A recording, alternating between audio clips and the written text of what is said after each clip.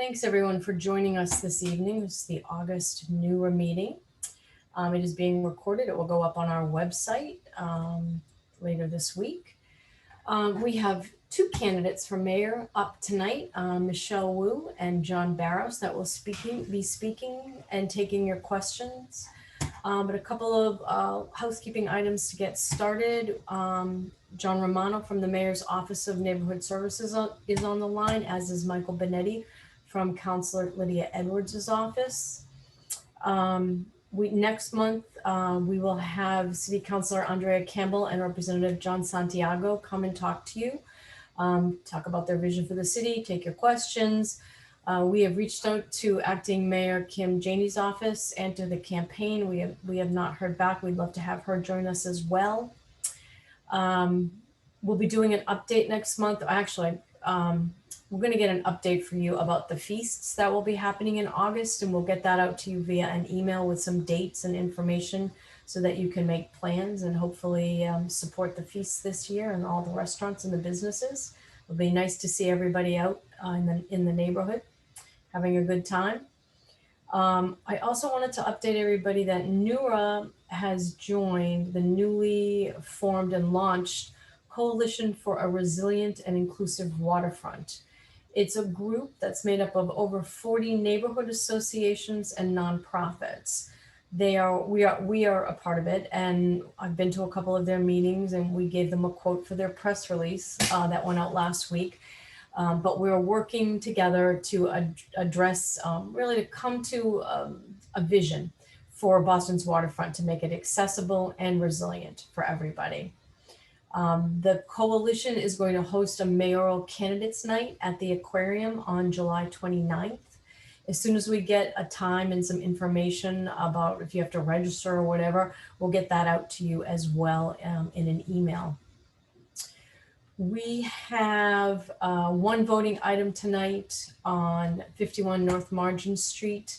It's already gone to ZLC, so they'll be presenting, and we'll take some questions and comments from abutters and neighbors. We're going to also walk through a letter on a NEWRA response letter on the proposed state regulations for the municipal harbor plan. And I'd like to also walk through the Cotillo Park design review. We've got some pictures to show you about that as well.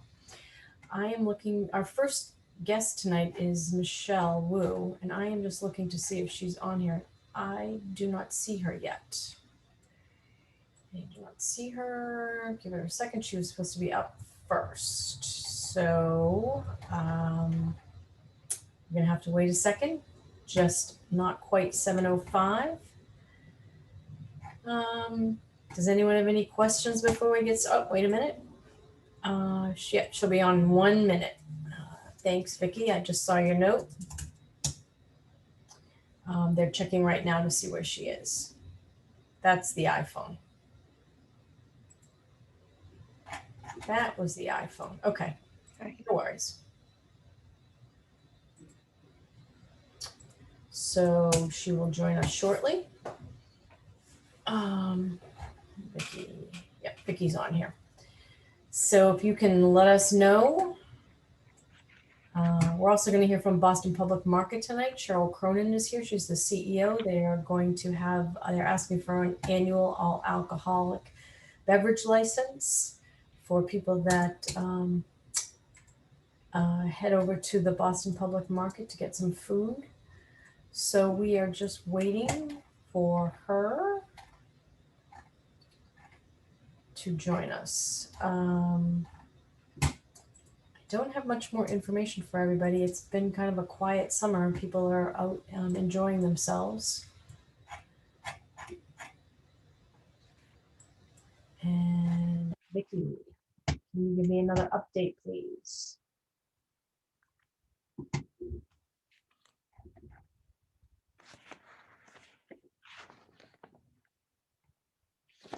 Hang on a second.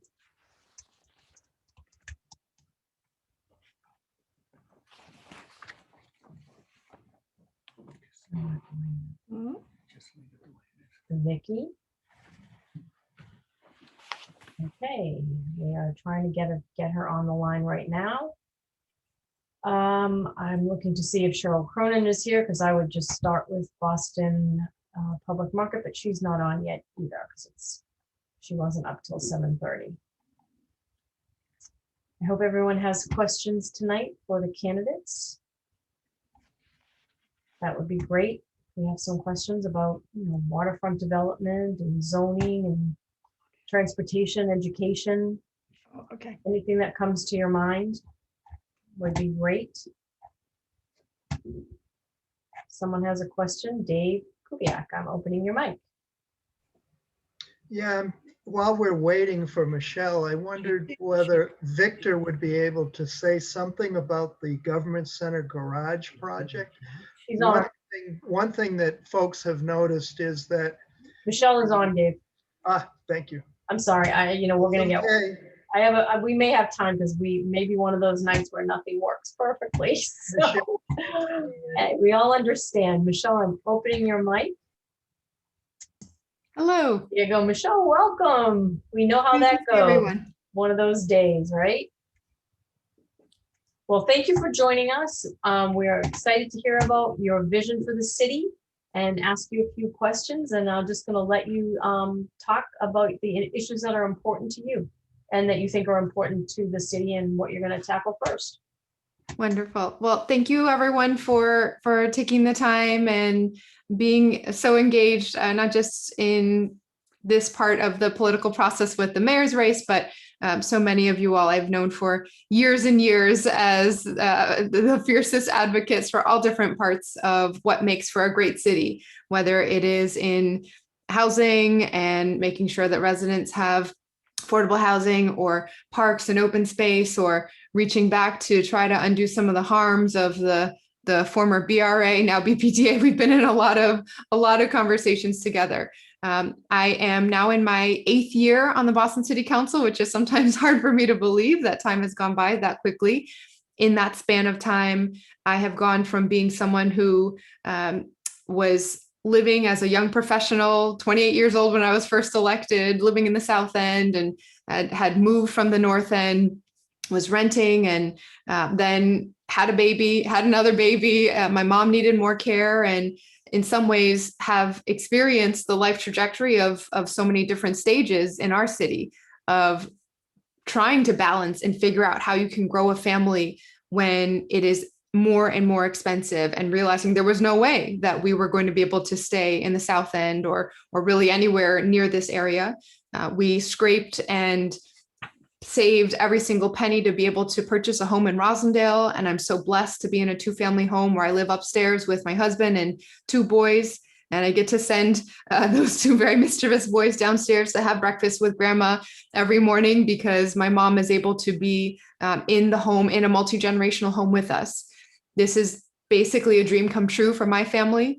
I am the oldest child, daughter of immigrants, and my mom has been living with what was diagnosed as late onset schizophrenia for more than a dozen years now. And so I ended up raising my sisters in the city when my mom began to struggle. My sisters were 10 and 16 when all of this kind of suddenly came about. And as caregiver for a parent, as caregiver for my younger siblings, and now a mom to my own kids, I know how much it matters when city government steps up and provides those supports, but most of all, when it's accessible and for residents to actually connect to what we should be providing in those moments of need. And so, I know a lot of the conversation tonight might talk about more of the development or so kind of the physical infrastructure, the built environment of our city, but I fundamentally believe that this is the foundation for how we get to people and families being able to stay in our city. And so in my time on the council, I've been chair of our Planning, Development, and Transportation Committee. And I've seen just how if we make decisions in a one-off way, building by building, not thinking about the overall cumulative impacts, then we get to a place where we are far behind in planning for our climate future, where we are trying to chase after housing costs that have been going up by double-digit growth for the last decade, where we're seeing families pushed out, and where we're seeing an uneven access to quality within our school system. And so for me, all of these are very interconnected. If you remember nothing else, what I'm trying to pitch for the city is put a Boston Public Schools mom in charge, and we will see a different outlook in how we bring people together to get things done. I'm proud of the track record we've had in 8 years on the council, taking on big issues like the Airbnb fight, or like pushing for transportation to be more reliable and affordable. And each time it was because we were able to bring together a very wide coalition representing all different stakeholders and views to keep at it and make sure that Boston could lead the way. That is the legacy of our city. I was really proud over the weekend to be standing right under the balcony in the old State House and watching the Declaration of Independence read for the 245th time from that spot, and to soak in just how much Boston has shaped the history of this country. And each time when we lead, whether it's inventing public schools and having the first public school in America here, or public parks or public libraries, we are the city that has always stepped up to fight the important fights. And we're in one right now of making sure we're planning for a future that is resilient, that is focused on people and keeping families in the city. And that's focused on the long term, not just short-term profits and what we need to do to build our tax base, but how that connects to ensuring that we will be the city that continues to be the guiding light for families and for opportunity way into the future. So I'll stop there. I could go on too long, and love to take any questions or hear your thoughts. Oh, terrific. Who has a question for Michelle?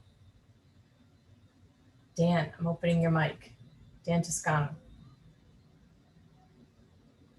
Thank you, Cheryl. Thank you, members of the association. Councilor Wu, good to see you.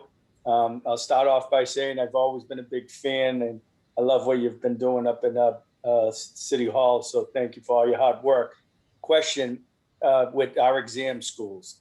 We have a lot of kids, a lot of families, and Principal Tracy over at the Elliott School, we built that school up. We have a lot of kids in our neighborhood. I'd like to know your position on where you stand in terms of the exam schools. From my understanding, we've only had one kid get into one of the exam schools this coming fall.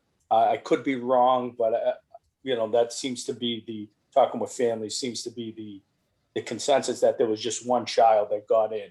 And so where do you stand? I think it's just an absolute shame that our neighborhood, because we are a middle class, upper class neighborhood, that we only got one child, and we're not going to be able to move forward with Boston Land Academy, the O'Brien, those exam schools. So what's your position on this new policy that we're hearing with that it's by zip code and number of kids? Yeah, thank you, Dan. Always good to see you. And I know how much you've done for the neighborhood over the years. And so I've been proud to know you and to work alongside you.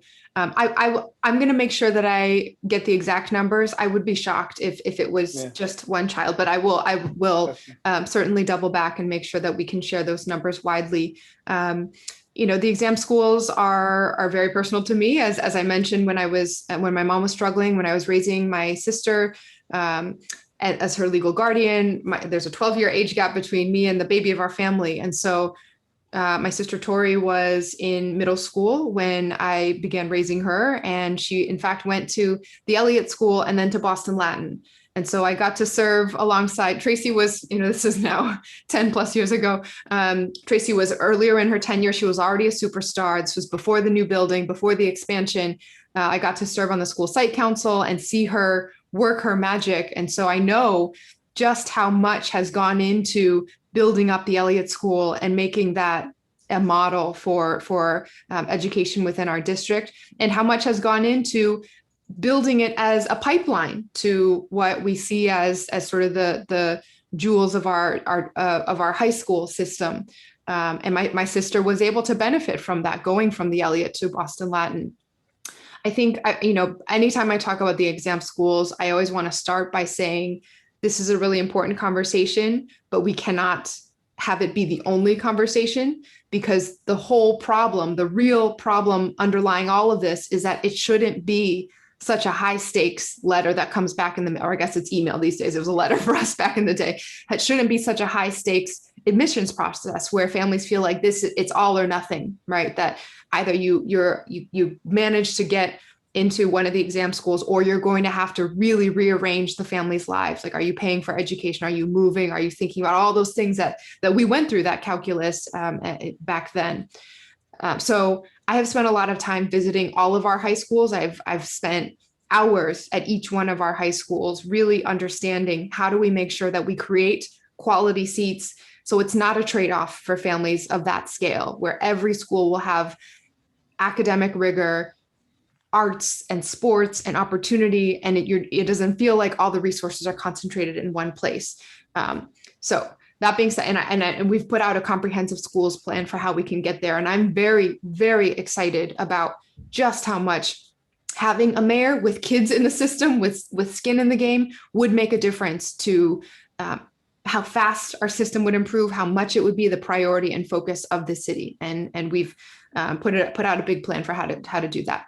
On the exam schools in particular, I have been pushing for a system similar to Chicago's system for a while now, where we can't have, a couple things. One, we can't have it just where families who can afford test prep get all the seats at the exam school. And that's not what anyone wants. And I've heard that from families who are in neighborhoods who have been highly impacted, who agree that we need to see our exam schools reflecting the full representation of Boston Public Schools, and not just those who are able to have more resources to, take the right classes to prepare and this and that.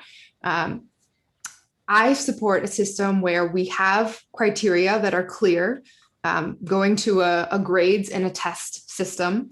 We should have that test not be the ISEE though, and I know this is getting a little into the weeds, but for those who might not be as familiar with the system, the way that prior to the pandemic, exam school admissions worked, students had to take an ISEE exam, the independent schools, I don't know what the second E stands for, but the tests that private schools ask you to take before you apply for those schools, independent schools.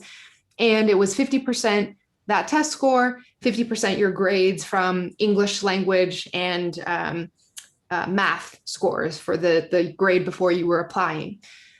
And then you rank your priority of which of the 3 exam schools. There's your 1, 2, 3 preference. And then you basically get in off of that combination of your cumulative score plus your priority right off the order. Because there was no mechanism to give a test during the pandemic and to have students, indoors for several hours together in a large test administration, we had to figure out a system that did not involve a test temporarily. And the system they used grades, but then, understanding that grades are also pretty arbitrary, and especially at private schools and schools with more resources, there's more flexibility in adjusting grades sometimes, that they added a zip code criteria, which I felt was too broad to begin with, because a zip code, if you're trying to use that to account for resource levels, zip codes have subsidized housing next to much more well-resourced housing. It doesn't even get at what we're trying to do. And it just ended up where certain neighborhoods really absorbed a lot of the impact of being cut out. I think for me, the worst part was that the time period between when the proposal was announced and when it was voted on was 2 weeks. And so you have a situation where families have been thinking about this moment for their child for 8, 9, 10 years, given just a short window even to process what this might look like. And so I did support not having a test during the exam during the pandemic, because it was just not safe to do so. As we're moving into a new system, we should have an objective test that is not the ISEE, because that's not aligned with the BPS curriculum, but a test that the students are taking anyway, such as the MCAS, or people are talking about a MAP test that would be aligned with BPS. So there wouldn't be room for extra preparation as making a big difference for families and funding a whole test prep industry on the side. But let's say the MCAS plus grades plus an accounting for resource levels, where by census tract, the students who live in subsidized housing, for example, are in a different category than students who are in much wealthier areas. So that's the mechanism that I support. We shall see what happens, but most of all, we can't make these decisions where it feels like, well, this is going to be so controversial that we need to rip the Band-Aid off and not give people a chance to understand what's being proposed.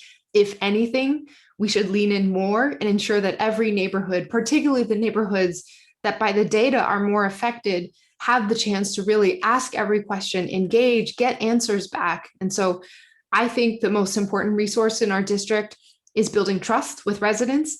And to do that, we have to be fully transparent and we have to be open to receiving that feedback and incorporating it. Thank you. I'm just going to, before I open it up to other people, just since we're talking about education, what are your thoughts about an elected Boston school committee? That's a great question.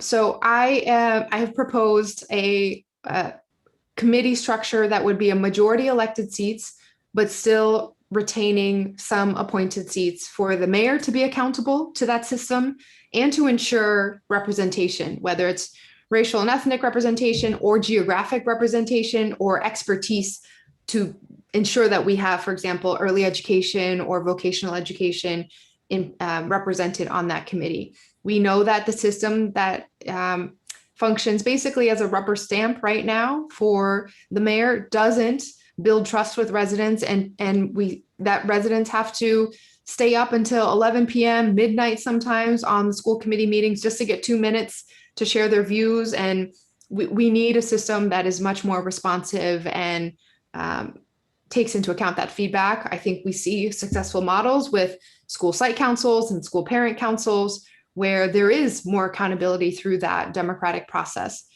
I just want to note also, though, that to get to that change would require a very comprehensive public process. This is about changing the city's charter, our fundamental governing document, which would involve ballot initiatives and multiple years of conversations and meetings. So that is actually quite some ways into the future. I do support moving in that direction, but in the immediate, there are changes that the mayor could make tomorrow if she wanted to ensure that residents have more of a voice and that teachers and educators and community members have more of a voice in committing to appointing members through stakeholder groups having their own elections, or in committing to having certain types of expertise on there, and guaranteeing that we can have not only Wednesday night school committee meetings that start at 5:30 and then run until midnight and beyond, but to have monthly listening sessions, meetings out in the community where residents can participate and testify and engage there,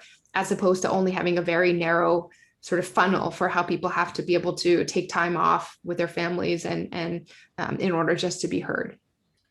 Well, that's actually kind of an interesting segue. Mary Beth, before I open your mic, Ellen Hume had a question in the chat about the Zoning Board of Appeals, the ZBA.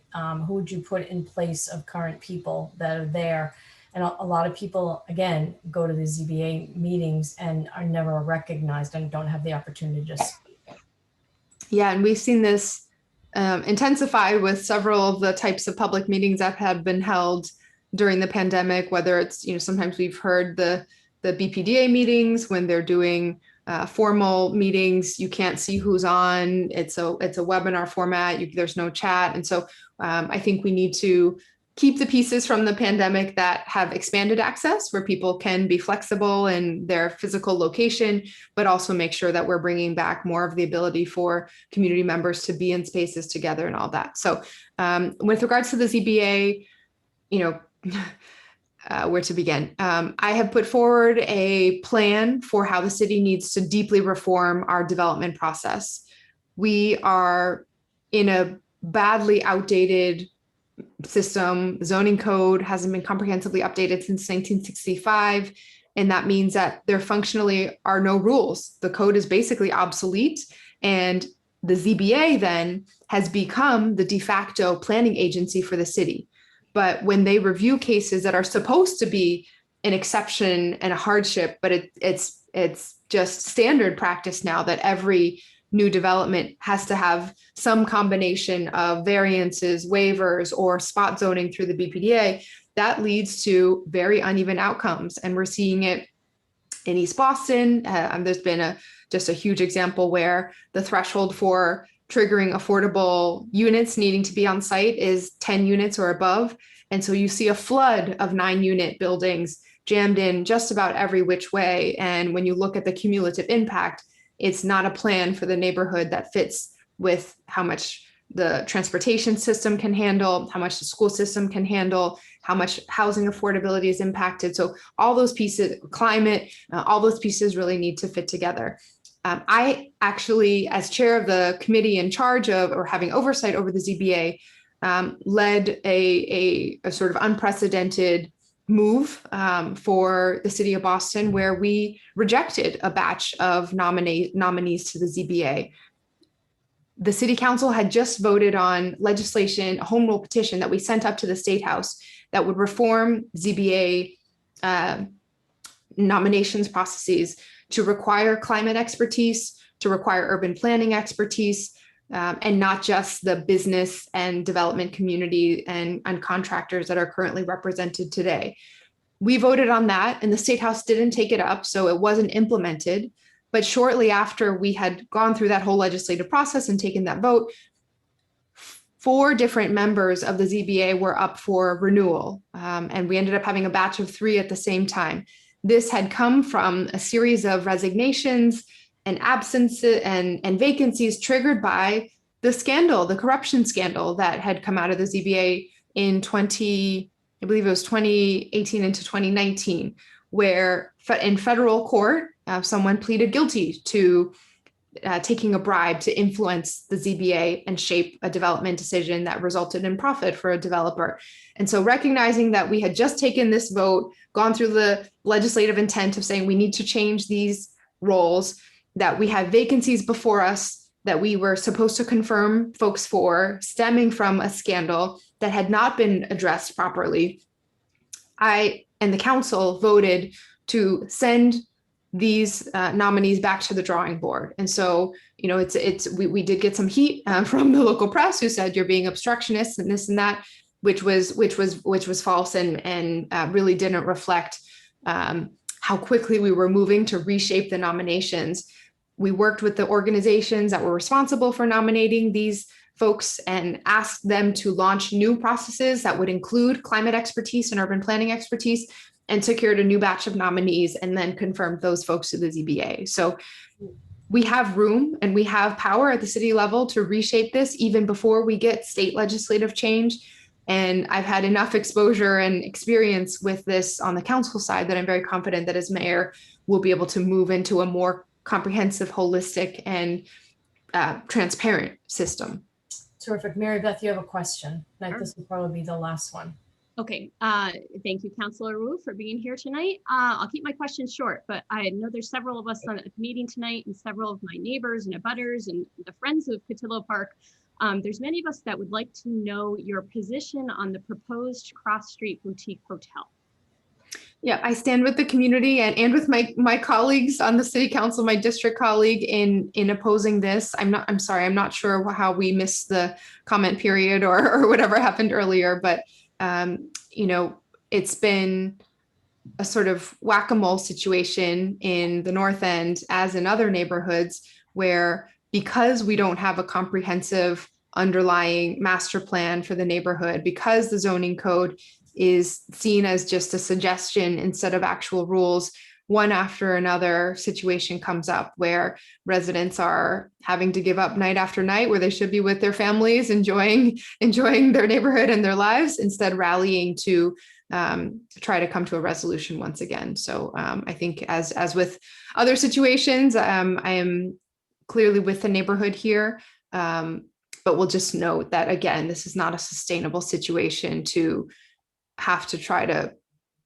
go one after another and follow these proposals, as opposed to saying, here is the vision for the neighborhood that matches what our residents need, what our climate resiliency calls for, what traffic and transportation and our schools need, and go from there.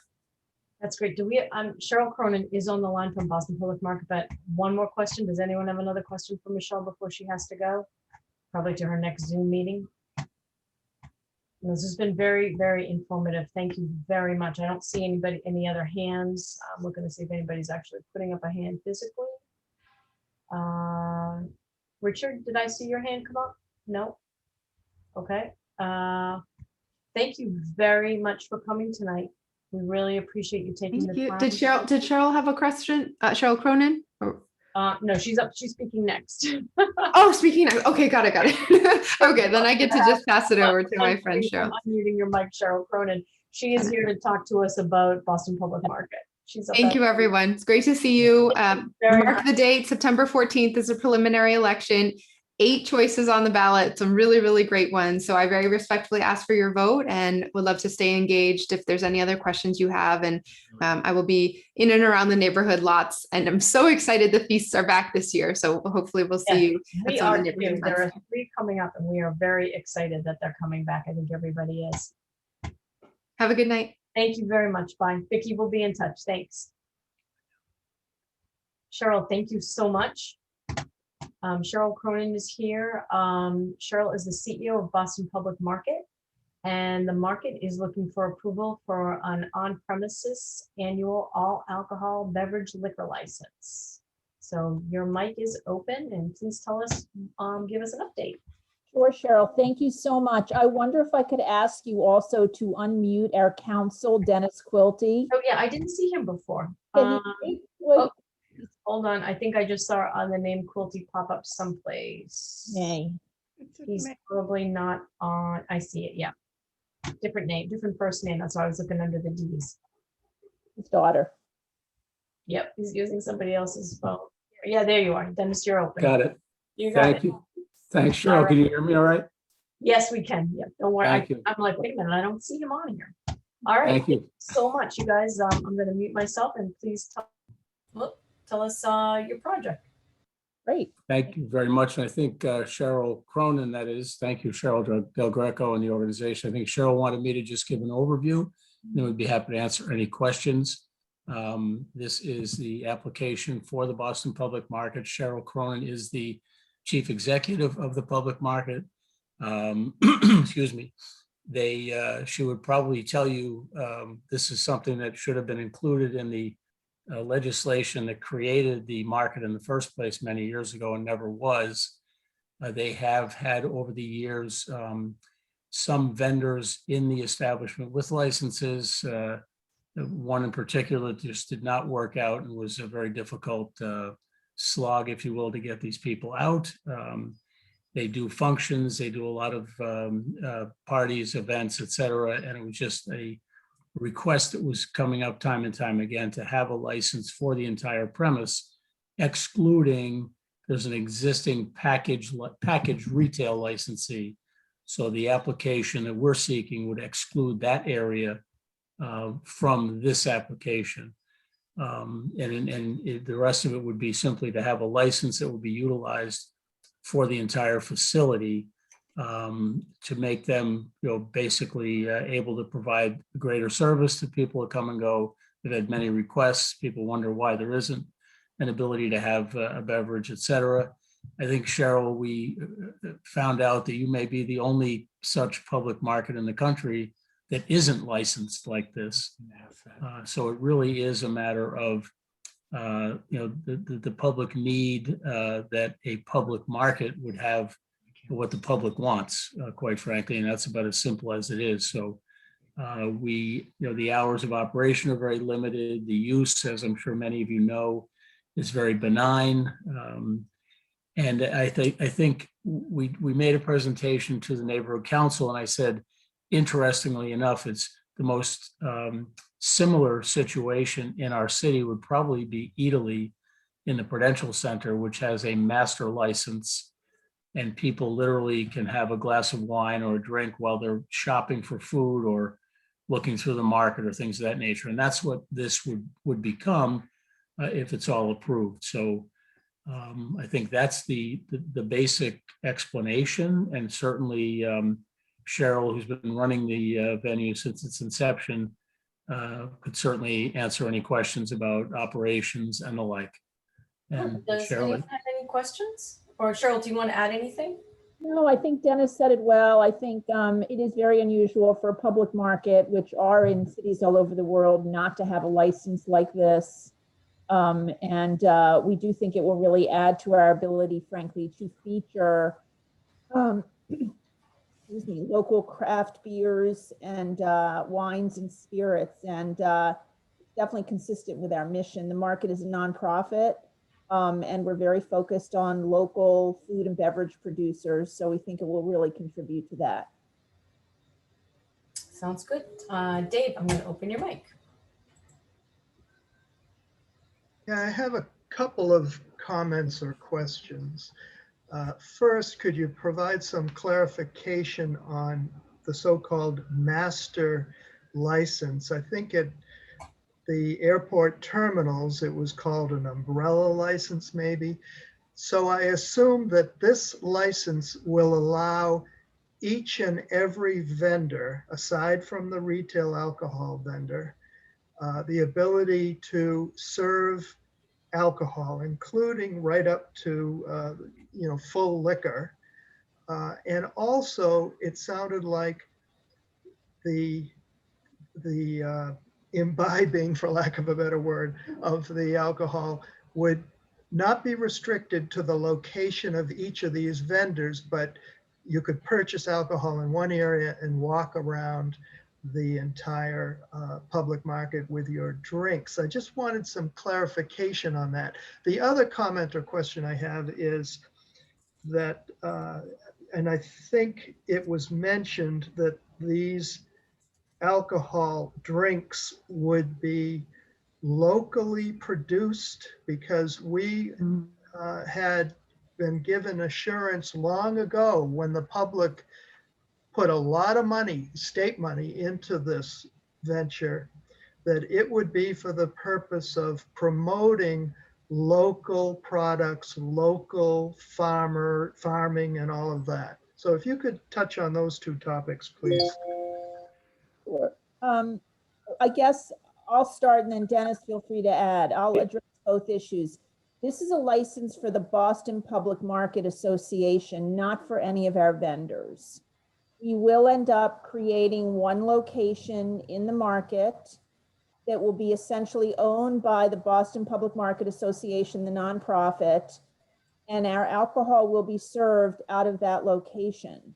Now, it is the case that when we do events, we do a harvest party every year that I'm hoping some of you have been to, and we do have a couple of different bar locations throughout the market, but this is not for our vendors. This is for the market itself. And number one. Number two, it is the case that you will be able to purchase a local craft beer, at the bar, and then wander around the market. And that's exactly what we're trying to accomplish, frankly. That is what occurs at public markets all over the world. And it does contribute, frankly, to the success of a market. Our plan is to focus primarily on local craft beers, wines, and spirits, as the market itself is. There's often exceptions, but the local piece of this is something that's a big priority for us, and it's why people come to the Boston Public Market. It's our differentiator, so of course it's what we want to offer. On occasion, there are products that we need to be able to serve that are not produced locally, and those we will tend to bring in from other locations, but the focus is definitely local. Dennis, did you want to add to that? I think when I use the term master, it was just that it would be for the market and not for each individual person. So I'm sorry if that confused anyone. Thank you. Great. Does anyone else have a question? Nope. Yes. Miss Mary McGee, somebody? Oh, Mary, your mic's open, Mary. Okay. Yes, Tom Schiavone, could you please clarify when you say hours of operation, opening and closing? And secondly, I don't want to nitpick, but some of the markets in the country, for example, that I've been to, I think the Reading Terminal Market, and even Seattle, that is multi-levels. Some of us, once upon a time, were hoping instead of the Registry of Motor Vehicles, we'd have several floors for the public market. But I have to say that I get a little put off thinking that people can just have a beer in their hand like they were down in the French Quarter in New Orleans and just walking around while other people coming and going. And there are public restrooms there, which are a vital necessity in that area. And I just wondered, had you given thought to any of that? Thank you. Cheryl? No, I was just going to say that given the number of bars that are, in Boston, I don't think people will come to the market just to drink, frankly, because I think that you come to the market because you want to, maybe shop and have some local craft beer. You want to get a pastrami sandwich. You want to get something else. So we, obviously we don't view that, we view this as enhancing the current local food offerings. We are not looking to create a bar where people just come to drink. And frankly, given the hours that Dennis can address, the hours are such that, it's not going to be the kind of place where people will come for the night just for drinking. So Dennis, I don't know if you want to address the hours issue. So the hours we asked for, of course, the maximum hour that anyone can serve alcohol in the Commonwealth is 2 a.m. I think we have a midnight application on our license, which, and quite frankly, the suggestion has been that there are many nights, if not a majority, that you wouldn't be open even that late. So it's not going to be a nuisance or an attraction, if you will, to somebody who's out for a night, drinking and partying on the town. This will be closed long before places all around it will still be open and serving till 2. The other thing is, like I mentioned Italy, but the concept, the public market concept, as you've pointed out with Reading Terminal, for example, it is not a new concept, but the market concept in an urban setting is in some respects. And there are 2 that have been licensed in the very recent past.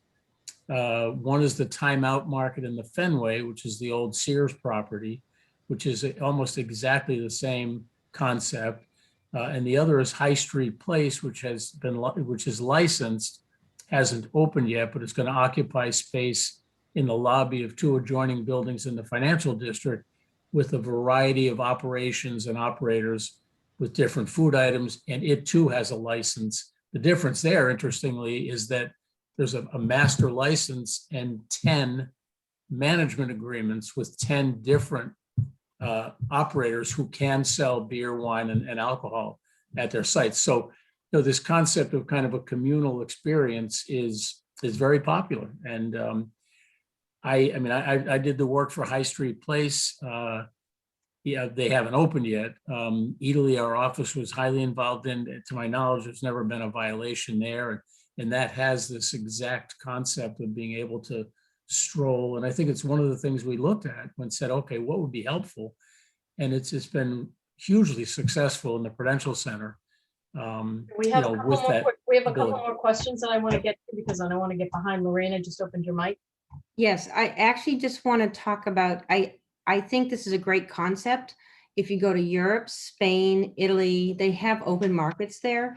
So the question I have for you, if you're planning to sell alcohol, are you going to have tables so that what happens in the open markets in Spain, especially Madrid, Barcelona, you go to the places, you buy your food, you get your wine at the wineries or the beer IPA places, and then you sit down in a common area and eat. Is that the plan, or?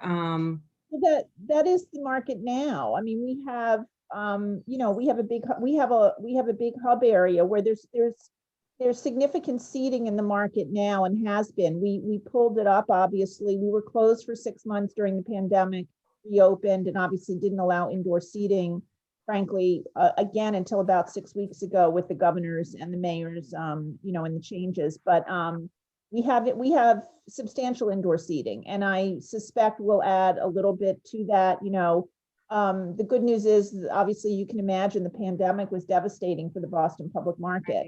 So the good news is our numbers are increasing and more people are coming. So we will definitely add seating, but we have a fair amount of seating now. Yeah. So I think it's a great idea. I think it will bring a lot more people to the market. It'll help the businesses, and so I am actually all for it. Great. All right. Thank you, everyone. Thank you, Dennis. Thank you, Cheryl, for joining us tonight. Thank you very much.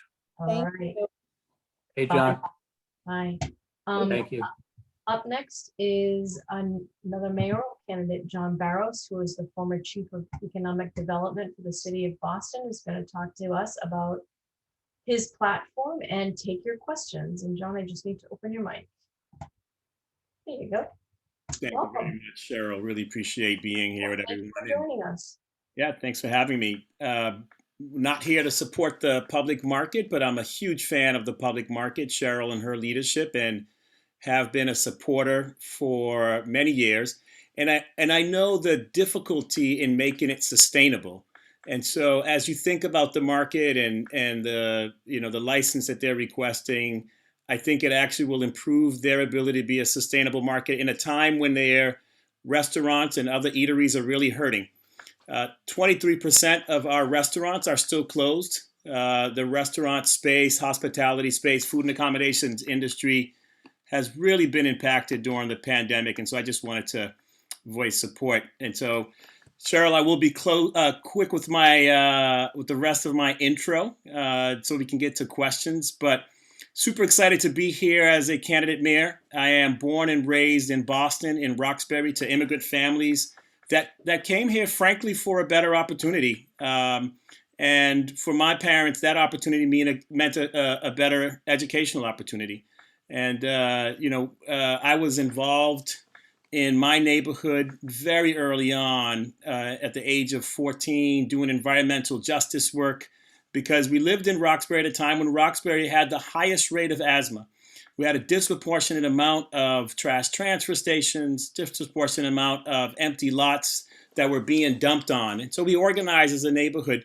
And that was the first time that I understood that if residents came together in the same way that this group comes together and does your work, that powerful change will happen.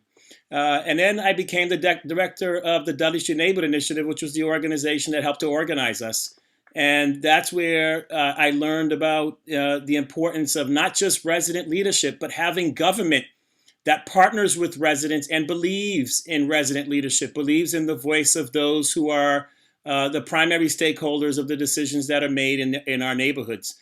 We built affordable housing in partnership with the city, parks, playgrounds, a local food production industry, a 10,000 square foot greenhouse.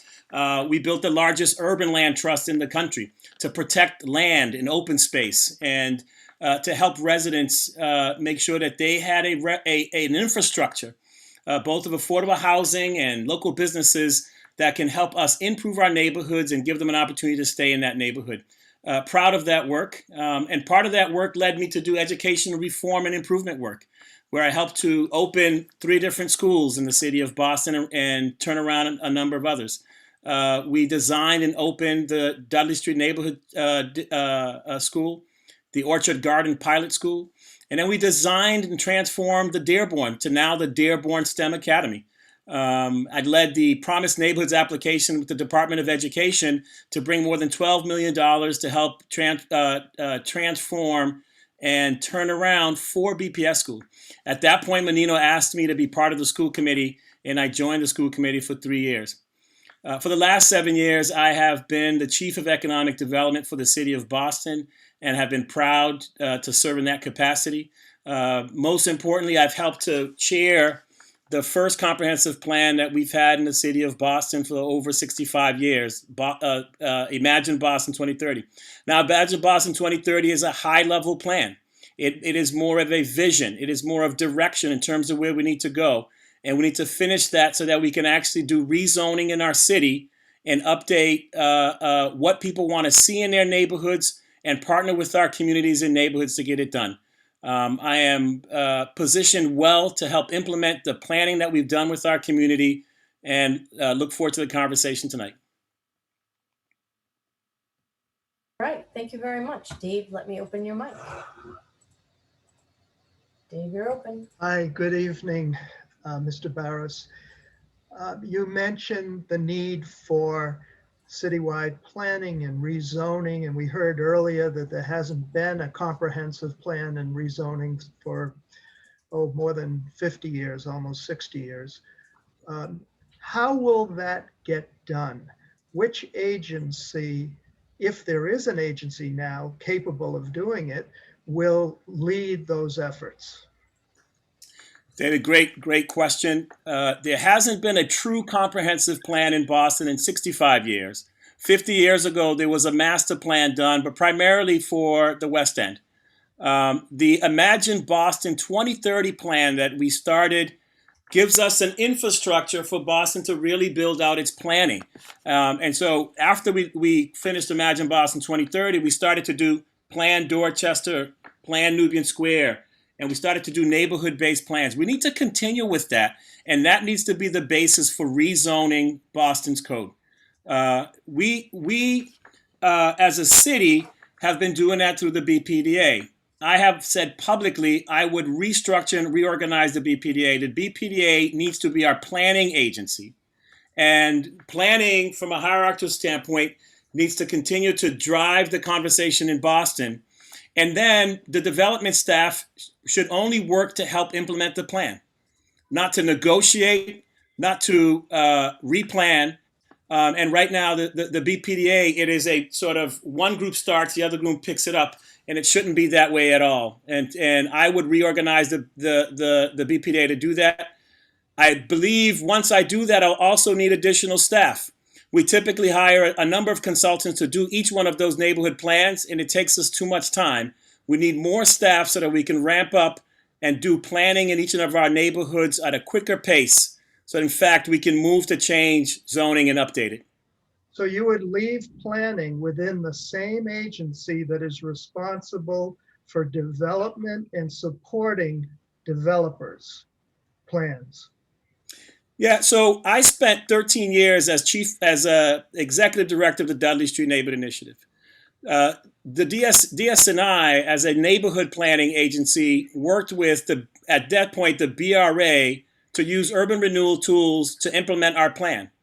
There is nothing that makes BPDA a development agency outside of the traditions of how we've used it.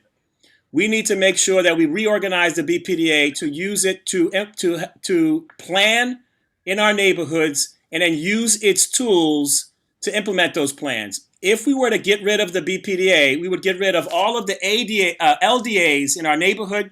We would get rid of all of the tools that would help us implement the neighborhood's plans. It would set Boston back years, and we wouldn't be able to implement the plans in our neighborhoods. That's why I would keep the agency, but I would make it a planning agency and not an agency that is there to develop for the private sector.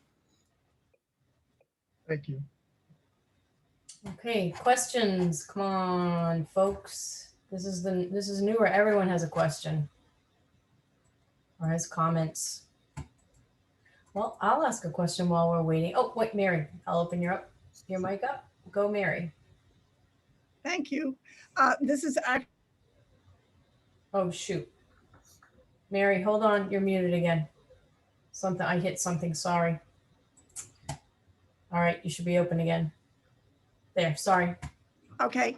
Am I on? Yes, I meant to hit my mic and shut mine off. Sorry. Okay. This is actually a follow-up to the question that David Kubiak just asked. And it is, if the BPDA has been so focused for so many years on the development part of their job, why would you think that that would be a good agency then to be focused on planning? So the BPDA, Mary, as you correctly say, right now, plans for conditions that the private market can implement. So the BPDA ends up planning for, after neighborhoods plan, the BPDA ends up talking to the private sector about what they can actually build. And so you're right, at the end of the day, it ends up being an agency that's pushing for private sector developments, what the private sector can have. It doesn't mean that's how it needs to operate, however. The BPDA, the board is appointed and selected by the mayor. And so by default, then the executive director that is hired by the board that is appointed by the mayor will be responsive to the mayor.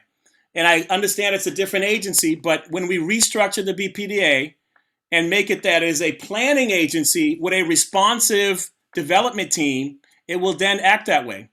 As the head of a community planning agency, I use BPDA tools to respond to the community's needs. We used eminent domain to do land assembly and to bring together almost 40 acres of land and established a 121A organization, once again, a BPDA development tool to create the largest urban land trust in the country.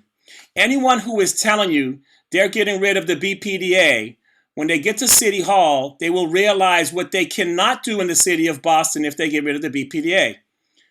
There is no get rid of the BPDA. We need to reform the BPDA to use those tools to do what we need to do in Boston, which is to work with our neighborhoods to implement neighborhood-based plans, which is something that I did for 13 years. We would lose land disposition agreements that hold community benefits, and we would lose a number of different things that can only be held by an urban renewal agency by law. And so there is no get rid of BPDA, or we would get rid of a number of community benefits that would be devastating. Okay, Dave Kubiak, I opened your mic. But it doesn't have to be all or nothing. I know that many people would like to see the BRA completely abolished. But I believe that we need to separate planning from development. So the BRA could still exist as for the purpose that it was originally created, and that's development, redevelopment, and supporting the private sector and making that happen. It was only years later that the BRA grabbed planning away from a planning agency that the city had. And I don't know if there's any other city in the country where planning and development are in the same agency. And where has that worked for the communities? You know, David, it's worked in Boston for a period of time. You and I agree. We don't have to get rid of the BRA because the tools it has are very important. But we do need to restructure the relationship between the BRA and planning. The only way to do that, to make sure that the BRA is held accountable to planning, is to make sure you put it in a hierarchy where planning has the authority and the BRA are tools that are responding to planning. Because if it is, in fact, a separate agency and you've got planning somewhere else, I've worked in the city for 7 years. City bureaucracy will hold us back and we won't be able to move on plans. I want a structure that is responsive to community plans, responsive to moving the city forward. And in that structure, the development part of it needs to be on the receiving end of a hierarchy where planning is telling it what to do so we can move planning forward and not a separate agency. It would stall what we're trying to do, and it will not move us in the right direction because the lever would be with the BRA because they have the tools to implement. Dave, follow up? I'm all set. Okay. Well, I don't see anybody else's hand up, but I'm going to ask a question about climate resiliency. You know, the North End is surrounded by water. We flood in 2018. We had massive flooding. We actually, a large group of people from the North End waterfront met with the BPDA. There is some talk. Wharf District has started their own wharf climate resiliency task force. We are trying to put one in place as well. But what is your plan? How do you see this playing out? How do you protect? Boston is a huge coastline. It's not just the North End. And if one neighborhood does something, it pushes the water somewhere else. At least that's what our engineers and contractors are telling us as we look at things here on the waterfront. What's your plan? How are you going to fund it? Is it another agency? I mean, what do we do? This is a serious problem. We have, you know, a tropical storm coming in tomorrow. It's not supposed to bring a lot of flooding, but you know, if it attacked in a different direction, we could have been flooded again. No, that's right, Cheryl. This is a major problem, and in fact, we know that we have extremely well done plans in Boston to address this problem. We need to accelerate City of Boston's neighborhood level, district level climate resilience planning and project implementation, and in order to protect residents from climate change impacts. That includes addressing sea level rise, coastal flooding, But as you mentioned, extreme precipitation that comes with storms. That is what happened when we had the dumpsters floating around. Yeah, in Storm- Seaport and right. down by bottom of State Street. Yeah. Exactly. And so, as mayor, and I would look at my track record in implementation. That's why I think we can't just stay with planning. It's got to be planning and implementation. We have to fully implement the Resilient Boston Harbor and Climate Ready Boston plans. Now that's billions of dollars. What we have is a historic opportunity to work with the Biden administration on their infrastructure program to begin to implement the billions of dollars of plan that would allow us to do sea level rise barriers and also allow us to do stormwater structures for containing some of the precipitation that's coming to our city. We need to do that while improving our transit. When you look at Wydette Circle is a really important development in the city of Boston. It provides us an opportunity to electrify and update some commuter rail lines that really need improvement and can help move people into Boston, particularly some of the poorer neighborhoods around the Fairmont line, more effectively. But at the same time, create a space for water containment, stormwater containment, as we try to improve that section of our city. We also need to improve, I think, immediately the 4-point channel efforts to create the berm and the water management structures along the South Boston waterfront. Really, really important work that needs to be done. All of that will need us to be able to work with the federal government to bring in money so that we can do that work locally. I happen to have a relationship with the Biden administration. I have a strong relationship with our Secretary of Labor and believe that I am well positioned to hit the ground running to begin to put Boston in position to implement those plans. Terrific. And Congressman Lynch will play a huge role. He's actually on the committee that's going to end up marking up that bill. Absolutely. MJ, your mic's open. Thank you, Cheryl. I'd just like to circle back, Mr. Barros, to the planning and neighborhood plan emphasis that you emphasized. It really seems a backdoor into divide and conquer to me. For instance, how many neighborhood plans do you envision for the west end, the waterfront, and the north end? Is that 3 neighborhoods? Is that 1 neighborhood? I think the devil is going to be in the details in your proposal. That's absolutely MJ. The devil is in the detail, but it is figured out by neighborhoods themselves.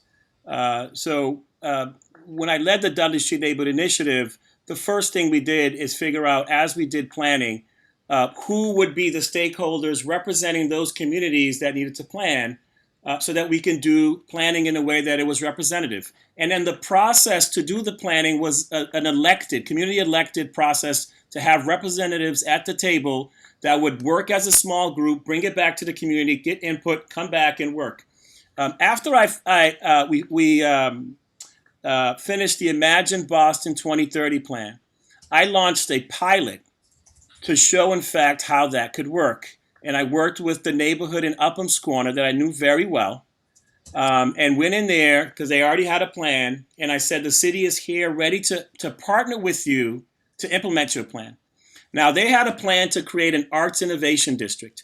Typically what happens is the neighborhood will plan and there'll be a huge cost gap between what the neighborhood wants to do and what the private sector can pay for.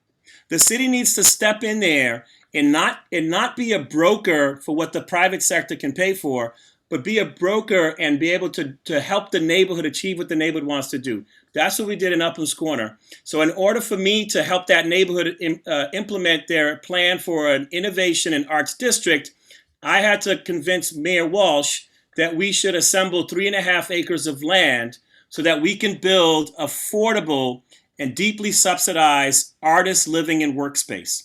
And that's exactly what we did. But in order for me to do that, I had to use some of the tools of the BPDA. to implement the community's plan. So we use a demonstration project to begin to acquire land so that we can use it in this way.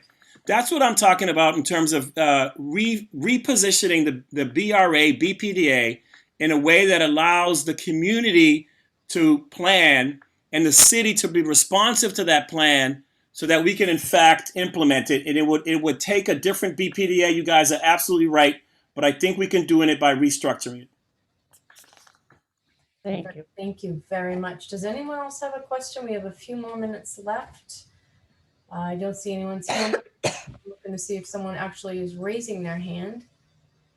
Does anyone see a raised hand? I am not seeing it. No, I think we're good then. Thank you, John, very much for joining us tonight. We appreciate it. Thank you, Cheryl, and I appreciate the time with you tonight. I do believe that I have a long history of implementing both building affordable housing, supporting small businesses, and bringing jobs to Boston. And I've done it in a way that emphasizes resident leadership, and I've done it in a way that emphasizes equity and justice for all of Bostonians. And I invite you to go to my website to look more at my plans at barrowsformayor.com. And I humbly ask for your support. Thank you. Thank you very much. We hope to see you at one of the feasts this summer in August. Oh, absolutely. I'll be there. We're all looking forward to it. Thank you very much. Bye. Thanks again. Okay, next up, Victor, I am going to open your mic because next up is 51 North Margin Street. And Nick, I'm going to open your mic. You guys, your mic's open. Victor? Okay, I well. can hear you, Victor. Nick, talk so I can make sure we can hear you. Yep, I'm here. Thank you, Cheryl. And this is just a reminder to everyone, this is a voting item.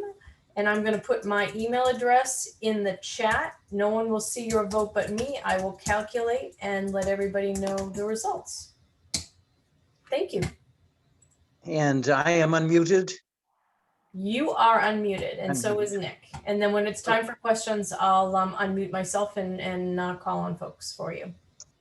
Okay, well, I don't have much to say other than the fact that we did have a ZLC meeting on this project, and some questions came up, and I will turn things over to Nick to make his presentation and to answer the questions that came up and new questions that may come up tonight.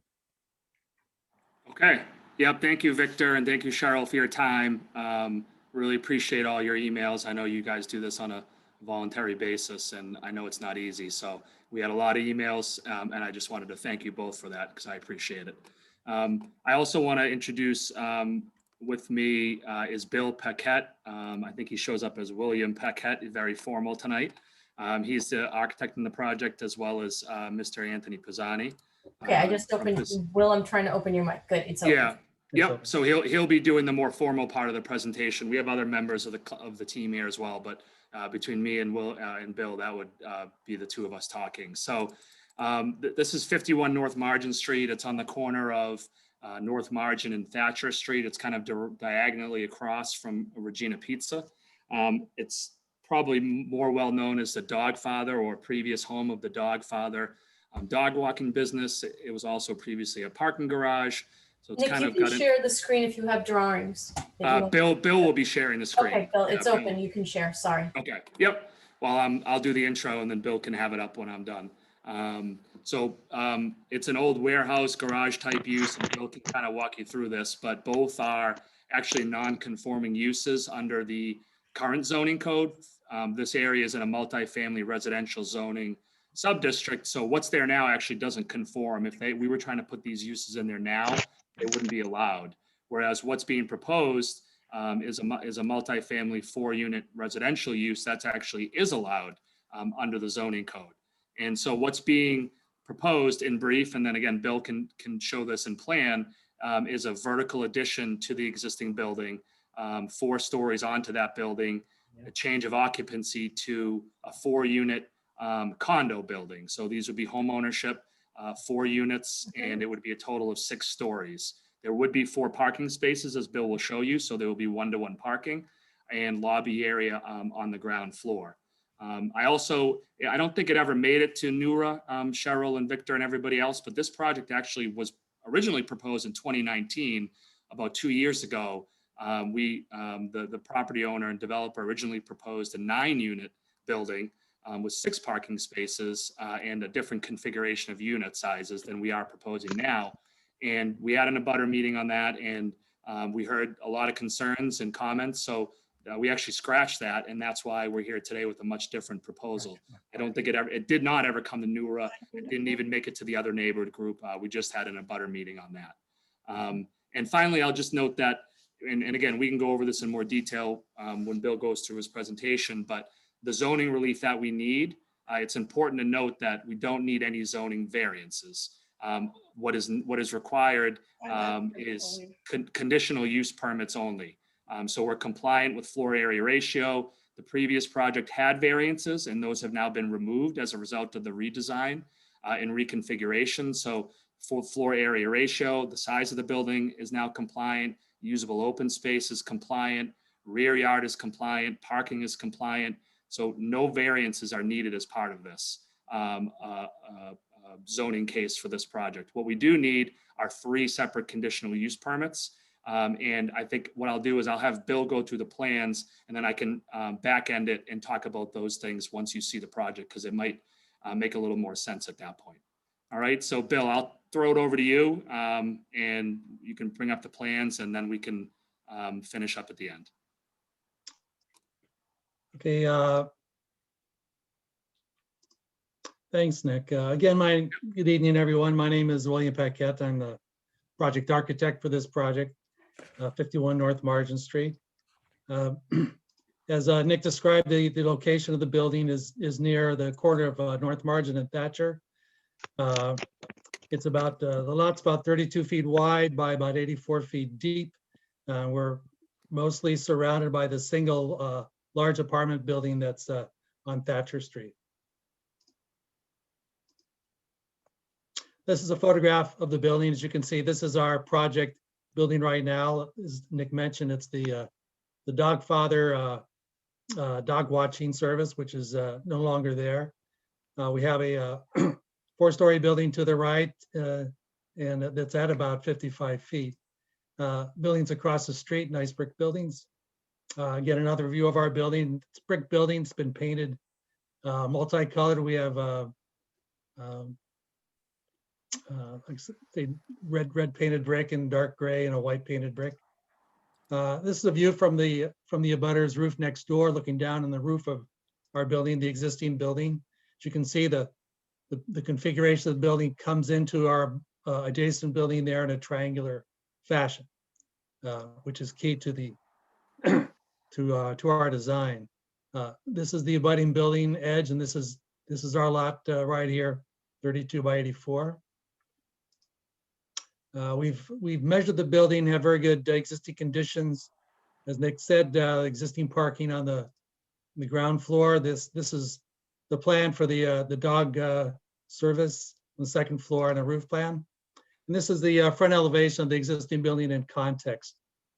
Historic building next door to our left, the 4-story building to our right, our existing building here. And what we're proposing to do is to remove the roof structure, the wood roof structure, and build up, leaving the existing second floor structure to create a building that's 6 stories tall. Again, we have parking on the ground floor just for the unit though, so it's accessory parking, an entrance to the left-hand side. We have 1 unit per floor for these, for the 2nd, 3rd, and 4th floor. And then the 4th unit is a duplex unit on the 5th and 6th floor. The 6th floor is actually just a partial floor. This is the shadow of the existing building we've overlaid over the proposed building, so you can see what the difference would be more directly. It's a 3D view, a bird's eye view of what we're proposing. This is the building we're proposing right here. Another bird's eye view looking down into the back of our building. This is where we are proposing to have a open space for the units, which is a zoning requirement. Our previous iteration filled up the site all the way back here and was and blocked the view out of these windows in much more significant fashion. In our redesign, we've tried to pull it back away as far as possible from the windows of the existing apartment building. There's another view looking down at the back of our buildings. You can see we've left most of the area open. These are the proposed floor plans. Very small basement. If we can make that work with an elevator pit, a machine room, and our electrical and sprinkler. Ground floor, parking for 4 cars. Main entrance with an elevator and an entry lobby. Main stair on this side, and the second means of egress stair on the other side. So we egress out of all the floors. We egress right out to the street. This is North Margin Street along this side of the drawing right there. This is the second floor plan. Each unit is they're 2-bedroom units plus a study. This unit is about 1,300 square feet, and not including any outdoor space. And this is the third floor, unit 2. It's about 1,400 square feet, where it's a little bit bigger because we don't have the main entry stair. It's this is the deck in the back, bedroom in the back, study, a bedroom in the front, and then the kitchen, dining and living space towards the front of the building, looking out on North Margin Street. Each unit also has 2 bathrooms. Similar unit on the 4th floor. Again, 1,400 square feet, 2-bedroom and a study. And 5th floor, we pull back even further in the back, so it's very trying to align it here with with this part of the abutting building, because this unit then will have its 2nd bedroom and master bedroom, suite, and a study on the 6th floor, which is only this part of the building right here. It's very uses up only about a quarter of the site. Again, this is another view looking down into the courtyard. This is a view of the back of the building where we want to show the decks as they step back here. We've instead of having low railings here, we're proposing 6-foot-high screens here for visual, give more privacy to the occupants and to provide some acoustic screening. And again, this is the front of the building, and that really concludes the presentation. Yeah, Bill, I think it would, like I had said before, it might make more sense now, just again, the 3 zoning requirements. And, we went over this at the ZLC meeting, and I know Victor had some questions as well onto why we were cited for certain things. But for everybody else's edification, if you weren't at the ZLC meeting, we were cited for 3 things, and they are all conditional use permits, basically special permits under the zoning code. The first one was for Article 9, Section 2, which was a non-conforming use change. Frankly, we do not know why we were cited for this. We're not sure as to why, because as I had stated in the preamble there, the introduction, the existing uses is commercial and they're non-conforming to the zoning code. And what we are doing is actually changing the use to a conforming use. So it's really not a non-conforming use change, it's a conforming use change, because what's being proposed is actually allowed strictly based on the use as the 4 units. So we didn't really ever get a straight answer from ISD, and we're not sure why we were cited for that. Either way, it is a conditional use permit. The second item that we were cited for is Article 32 under Groundwater Conservation Overlay District, GCOD. And that's not, it is a zoning issue. It is in the zoning code. It's found in the zoning code under Article 32, but it's really honestly a compliance issue with Boston Water and Sewer and the Boston Groundwater Trust. And I think the entire north end or most of it towards the waterfront is part of the GCOD. And what you need to do is simply provide compliance with on-site water recharge system to capture groundwater. That's not there now on the site, so it would be a benefit, because what it will do is it will take the rainwater and it will recharge it down into tanks and crush rock and a recharge system that's actually, I believe, Bill, underneath the parking level, right? That's correct. Yeah, so it's not really a zoning code issue. It's more of a compliance issue. We already have a geotech on board who's been and submitted the plans to Boston Water and Sewer. We will comply with that requirement. And I would like to note that honestly, frankly, any building construction here, even 50 square feet of addition would trigger this requirement. So it's really a minimal requirement that you need to then. I'd like to get to some questions. Yep, sure. Yeah, So, just Cheryl, just the last one, just to be very brief, just to close it out is, Yep. because I know it's come up before, is this Article 54, Section 18. That's a conditional use permit because we're just going higher than what's there now. Even if we went up 2 feet, we would need this requirement because the proposed construction exceeds the prior height of the building. But we are compliant with the overall zoning code requirement for building height. Thank you. Sorry, I just wanted to get that No in. worries, no worries. Thank you. Apologize. Vic, that's okay. No, please. I don't want to lose people. Understood, understood. Victor, do you have any questions? I'll let you. I guess the only question I would have is, I mentioned in an email to Nick. Yeah. At the very end of the ZLC meeting, someone from a new face from the development team said that they had addressed the privacy issues and the noise issues that were being raised in the back area. And we didn't get an answer how they were addressed. So I guess Yeah. The architect has told us that there will be a full height fence. Perhaps you can tell us a little bit more about that, Nick. Yeah. So Victor, we tried to get the acoustical engineer. We do have an acoustical engineer on the team who Bill is working with and Anthony is working with as well. So we do have an acoustical engineer on board. Bill has been interfacing with them.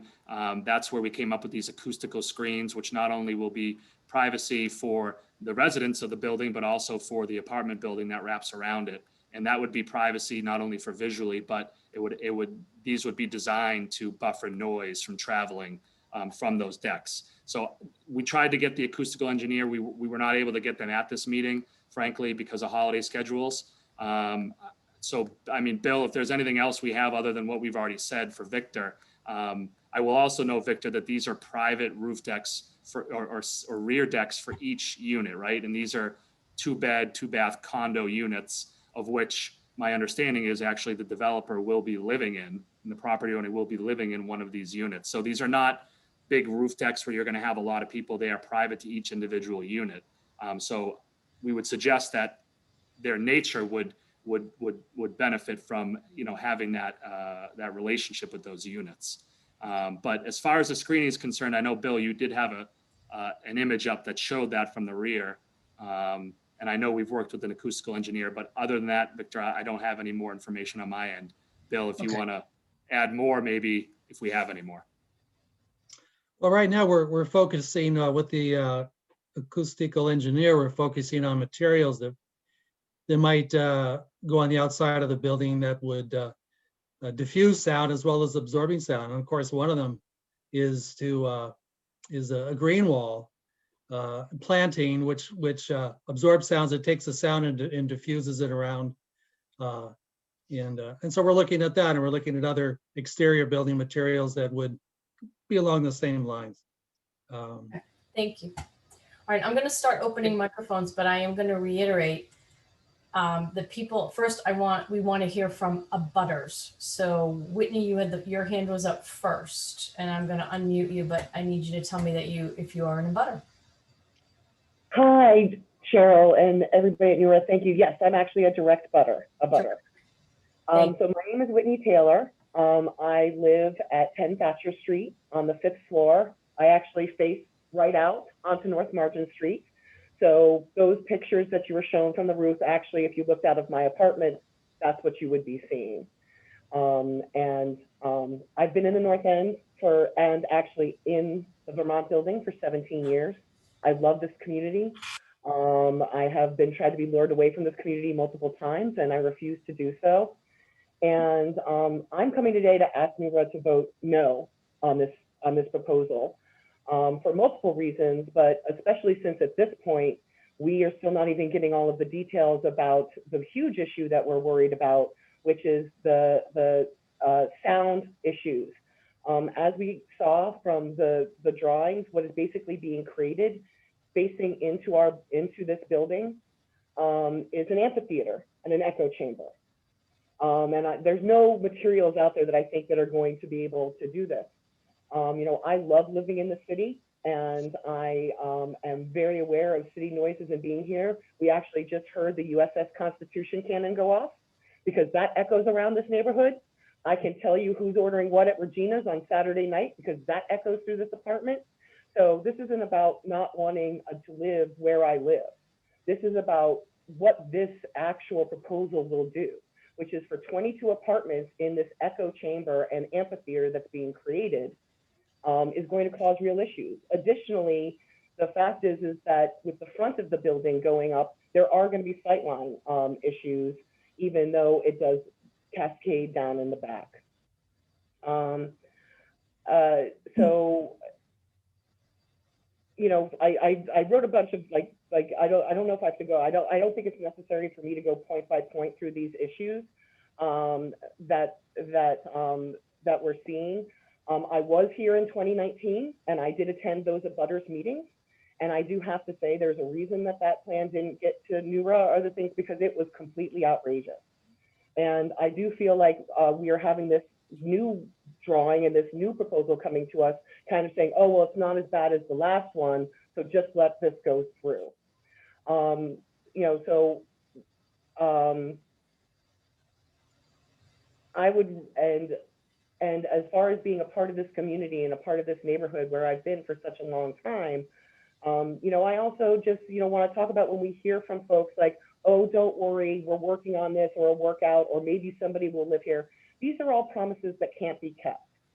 You can't say who's going to buy this space and what type of noise they're going to be or what type of neighbor they're going to be. We can control actually what the design of this space is going to be that will lend itself to being a bad neighbor.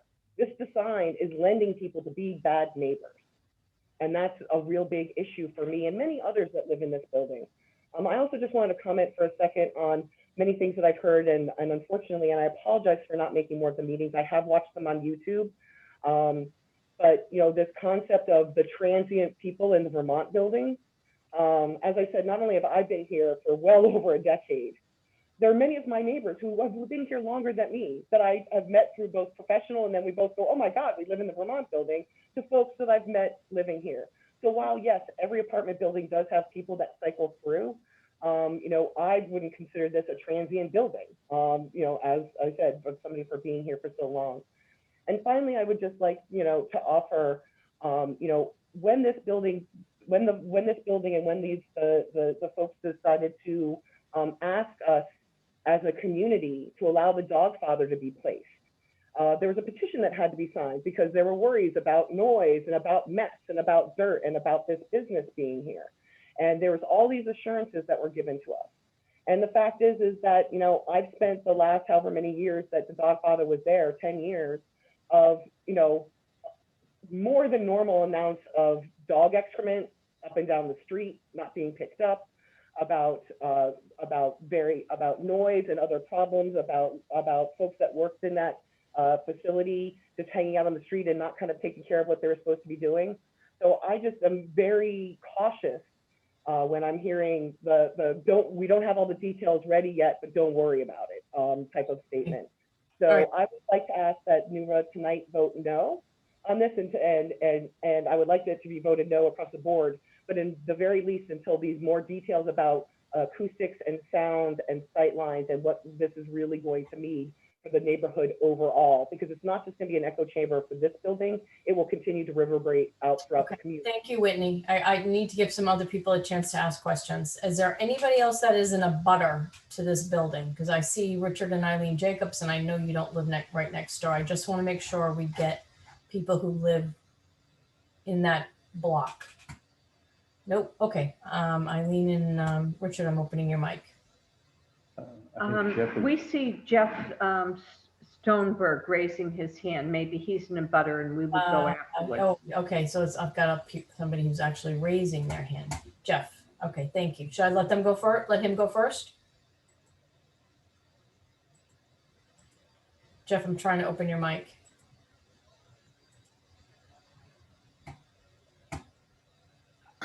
Okay, It's open. I bought the Vermont building as a shell in 1983, have developed, that's 38 years ago, and have managed it ever since. And I love the Vermont building. I love the neighborhood. And I think that I've been a very, very good neighbor. And I've tried to be a good neighbor. And I think also that the people who live in the building love the building. I have some concerns. My concerns are about noise. Another concern that I have is a concern about foundations. I'm concerned that the foundation for the Vermont building would be undermined unless they do a proper foundation that is properly monitored. And I would like to have a role in ensuring that that's the case. And I have had no information about that. The information about acoustics, which I think is a major problem, I've had no information about that. I've asked for the information, and I was told by their counsel that they just felt they had to go at this time. And I said, you're not ready. And I think that, by the way, I think they're not ready. I think that I would like to see the council vote this down, not because it won't be a good development. It could very well be a good development, and they could do a fine job. It's just that there's not enough there, and it's either yes or no at this point.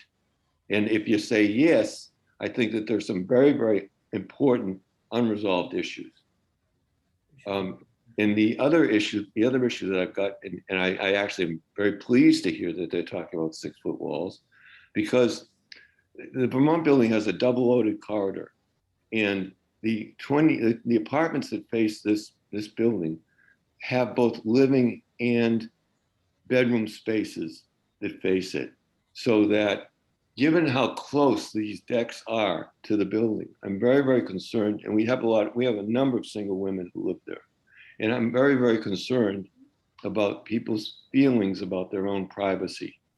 And while we all understand we live in the city, and we have people who live in the front of the building that are, across the street from other buildings, and there's no problem. Okay, this is inordinately close. And I'd really like to take a look at that. And if you take a good close look at the plans, and you really have to study the plans to do it, you'll see that these spaces are enormously close to people. And if you can really understand the plans and place yourself there, you'll understand that. Thank you. Eileen and Richard, I opened your mic. If you would like to say something, please feel free.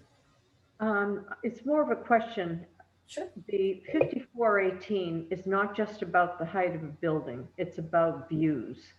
And based on the proximity of the building on the inside of the Vermont building, not the street side, but the courtyard side, it looks to me like there are a lot of apartments that will now be facing a wall. And I'm wondering why, in other words, the 5418 is not just a height issue, although in my opinion, that's important. It's also air, views, light. And this is definitely going to impact the people in that building, just like the people in where we live, having 25 Atlantic Avenue proposal approved by zoning. There was an elevation that showed, I think, from the top, looking down on the building, and you could see, it seemed to me, that the windows in the Vermont building were facing right at and were being blocked by this new proposal. Perhaps the bill could bring up that particular elevation so we could see it again. No, there was a different one that had. Yes. Yeah, that's the one. This one? Yes. You take a look in the upper left-hand, the left-hand corner of the proposed building, it's as high as the windows that it's from the Vermont building, and it's blocking all of them. Okay, could I Could I just point something out? Yes, Okay. please. Yeah, well, this is, can you see my, my mark around here?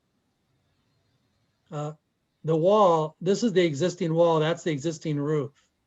So we're proposing to leave the existing wall as is right now. In fact, we remove the roof in that area so that this part of the building is actually lower. It's at the second floor level of the existing building. But we're not adding anything in front of any windows in the Vermont building. We tried to, and we're actually angling our wall here. There's a stairway in this part of the building, so there are no dwelling units right there. But we pulled away so that we're not adding any construction that blocks any windows.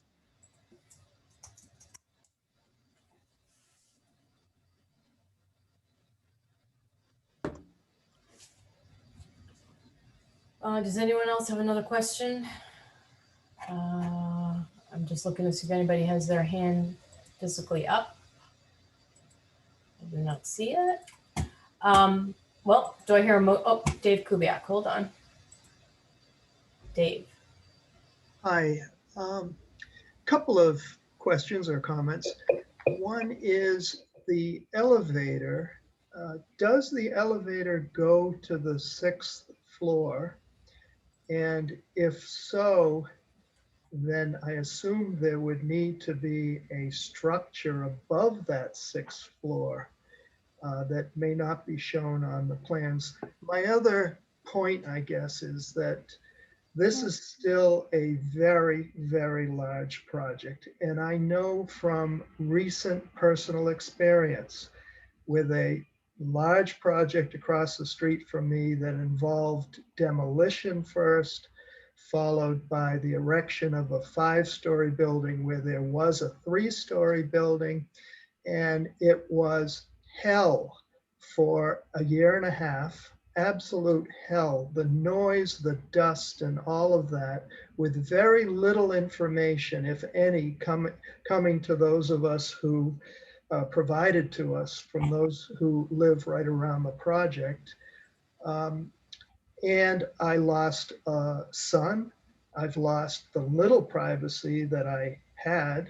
So there are all those impacts, especially with a project that rises to the highest height allowed. And that's what this project does as well. So if you could address those two issues, and how long, can you say some more about the demolition, whether foundation work is needed, and how long will this construction overall take?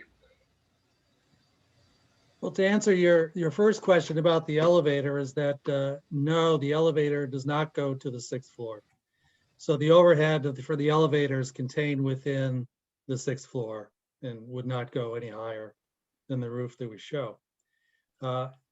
In terms of a construction time, a construction plan,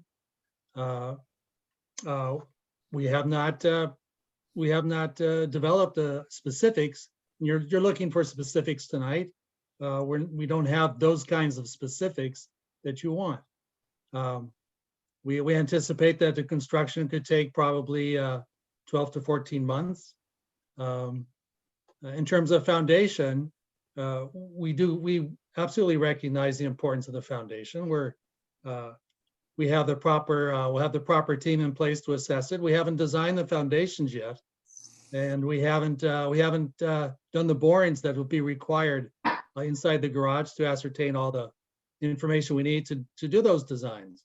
We'll also be examining exactly where the existing foundations are for the abutting buildings. We'll ascertain all that before we complete the design, let alone the construction going forward. So clearly we have a lot of work to do, and we have a professional team in place and conform to all regulations. In terms of controlling dust and having the proper construction plan, we definitely will. The general contractor will have to provide that, and he owes that to the neighborhood, and he owes that to the owner, to our client, and so that's how we intend to proceed.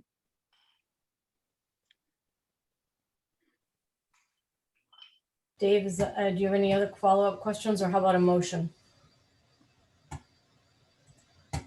Dave, Victor, you're. Well, okay, I guess I'm all set No, feel free with my to questions. ask your other, you had a lot of questions. No, I'm all set. I asked those 2 questions and apparently they haven't developed, they don't have enough information for the abutters to even understand what the impacts are going to be. But if there are no other comments or questions, I move that eligible NEWRA voters vote to support or oppose the this project by sending a ballot in to you, Cheryl. I'll second. I'll put my email in the chat. Again, you can email it to me or you can direct message me, either or, please. Great, thank you. Okay. Thanks. Thank you very much. Thank you very much for joining us this evening. So our next item is a letter, which Dave, just keep your mic open because you're up again. Yes, Dave. Okay, and do you have the letter? I do if you don't. I'm going to put it up right now. I got to open it first. Just give me 1 second. You can kind of talk about it for a second. Okay, yeah, many of you may remember that last October, we discussed and voted on a letter that NEWRA sent to the Secretary of Environmental Affairs on a state environmental review, as well as the BPDA on Article 80 city review regarding the tower that is proposed, a nearly 600-foot tower that's proposed where the harbor garage is in front of the aquarium. And we voted on that letter. We did send that letter, and that letter raised concerns about the project itself, the tower, but it also raised concerns about the BPDA's planning process over several years past that led to a municipal harbor plan for the downtown waterfront, which roughly goes from Christopher Columbus Park over to the Evelyn Moakley Bridge.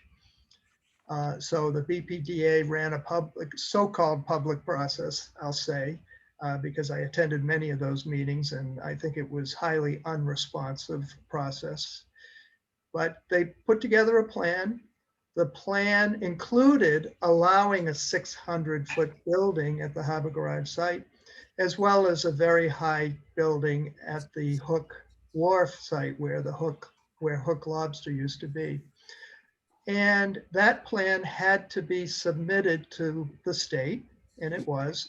And the Secretary of Environmental Affairs approved the plan, even though the Secretary in the decision raised concerns about that planning process, including deficiencies in responding to the public.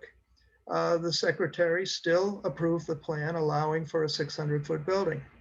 Well, Conservation Law Foundation and Harbor Towers sued in Suffolk Superior Court on a number of grounds, but the main ground was claiming that the Secretary of Environmental Affairs, who has approved municipal harbor plans for many years, actually has no legal authority to do so.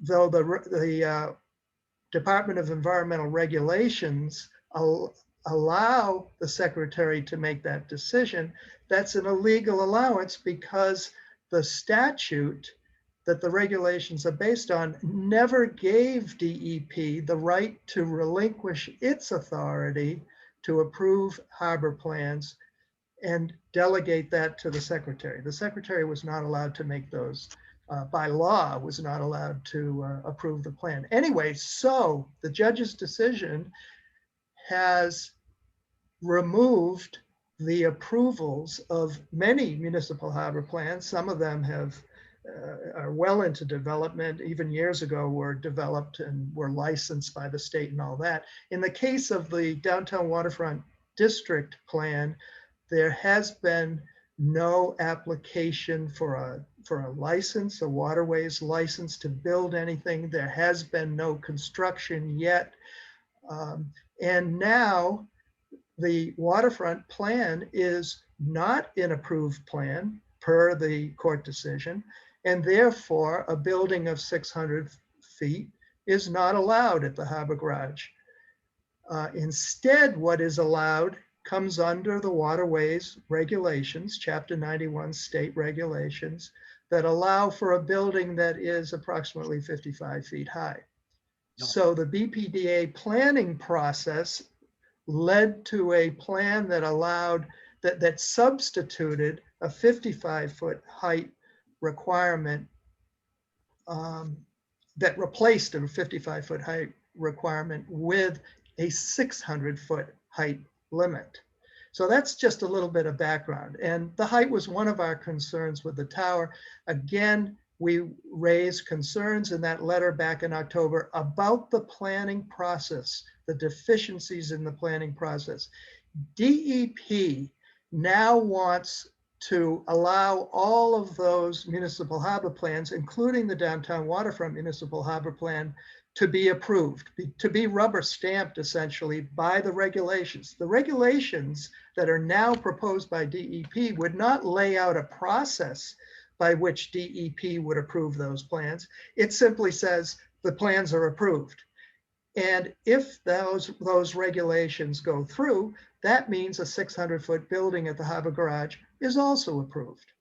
So the regulations are draft right now. They're proposed, they're under public review.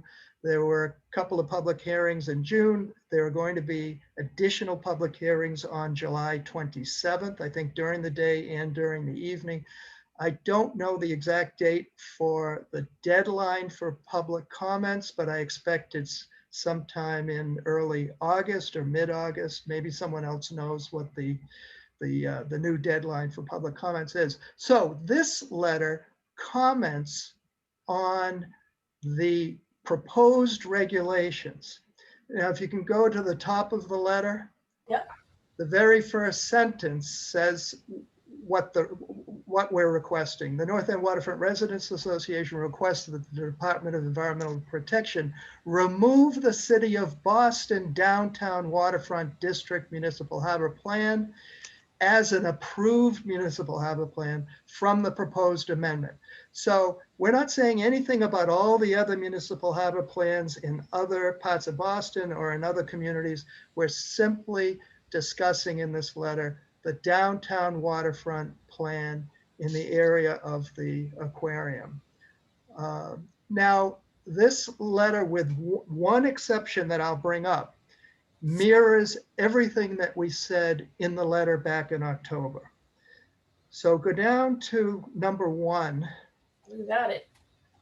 And this is the one, I'll say that this is the one exception because we didn't specifically say this. Officers and other members of NEWRA attended those planning meetings years ago held by the BPDA, and we concluded that the planning process was conducted with the sole end game of ensuring the construction of building towers.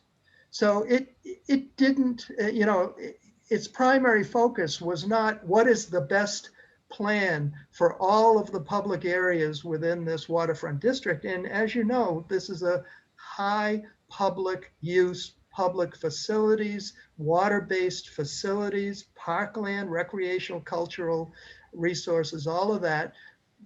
Those are what dominate that waterfront district. And yet the BPDA process, we believed, was construed to specifically allow building towers up as high as 600 feet. And then I'm just going to go through the rest, which again are all from the original letter we sent back in October. Reassessment of building height, density, and the programming of that building is needed. That building, except for maybe the first floor where they'll have some retail, is going to be private uses, condominiums, offices, things like that. So in essence, as I say somewhere in this letter, the building would vertically privatize. Oh, it's right there under, let's see, the fourth line under number 2. a vertical privatization of the waterfront. So we have great concerns, not only about the building height, but the programming of that building as well. Number three, the MHP, the Municipal Harbor Plan's offsets for substitute provisions for building height are inadequate and unacceptable. The substitute provision is what I already mentioned, that under current regulations, you can build a building no higher than about 55 feet at that location. And yet the BPDA's plan substitutes for those regulations a building as high as 600 feet. Well, you have to have offsets, meaning compensation essentially for that. And we're saying that that compensation is not adequate. The main piece of that compensation is I think it's a $30 million payment or provision of funds for open space primarily around the aquarium. And the aquarium has to be a party to that compensation. The aquarium and the city and the developer all have to enter into an agreement that allows for that compensation to be acceptable. And it turns out the New England Aquarium opposes the project, and that the compensation plan developed by the BPDA is unacceptable, even to the New England Aquarium. Number four, MHP process inadequacies must be corrected. And I've already mentioned these. Most of it has to do with inadequate response to public input. And I think that many of us who have been involved in BPDA and BRA projects understand what that means. So, and by the way, these inadequacies were actually mentioned in the Secretary's approval of the Municipal Harbor Plan. As we state right in the middle of that paragraph. Accordingly, the Secretary directed the BPDA to evaluate how the role of and interaction with the advisory committee and the incorporation of stakeholder input can be improved. Yeah, for future projects, for future municipal harbor plans, I guess, not for this one. Number five, please.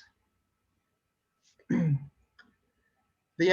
Municipal Harbor Plan did not address conformance with other relevant planning objectives and goals. It wasn't that long ago that we were participating in BPDA, actually it may have been the known as the BRA then, the BRA's Greenway District Planning Study that led to development guidelines, led to zoning, a new zoning code in that area. That was developed under the Menino administration, and that plan limited the height at the harbor garage to, I believe, 250 feet is my memory. Well, then Marty Walsh becomes mayor, and the BPDA does a new study and says, oh yeah, 600 feet's fine. Number six, the MHP does not demonstrate how projects within the downtown waterfront district will promote and ensure social justice through environmental and economic equity. None of this was brought up during the planning process. And as you know, these issues have become critically more important recently. And as this states at the end, equity is a critical, proper public purpose, and it's up to DEP to make sure that the Municipal Harbor Plan promotes a proper public purpose or purposes. Same goes for climate resiliency. The MHP lacks a comprehensive climate resiliency plan.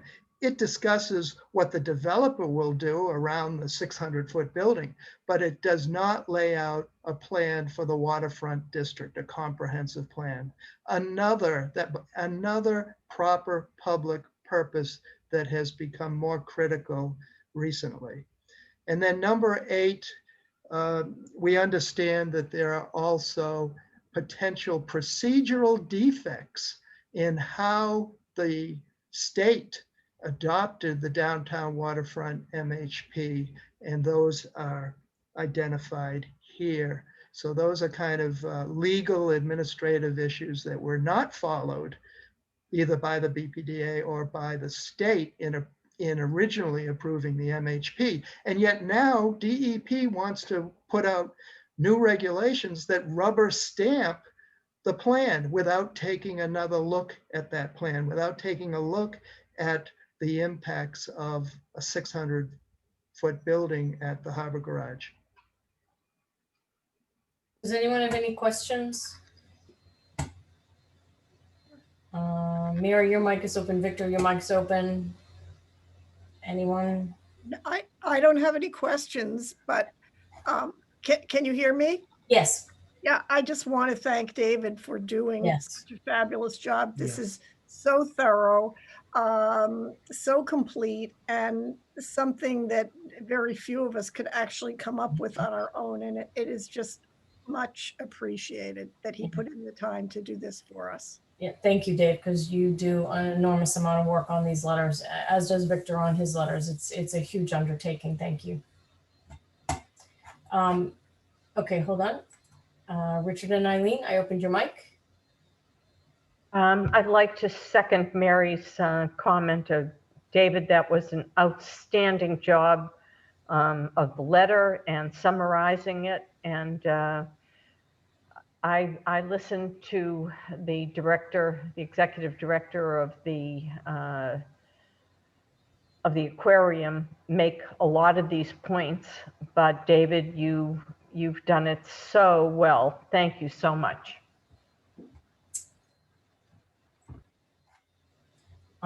Well, I don't think we need to email me a vote. How about if I unmute everybody? And if I can. Does anybody have a concern or opposition to the letter? I am unmuting everybody. I'm trying to.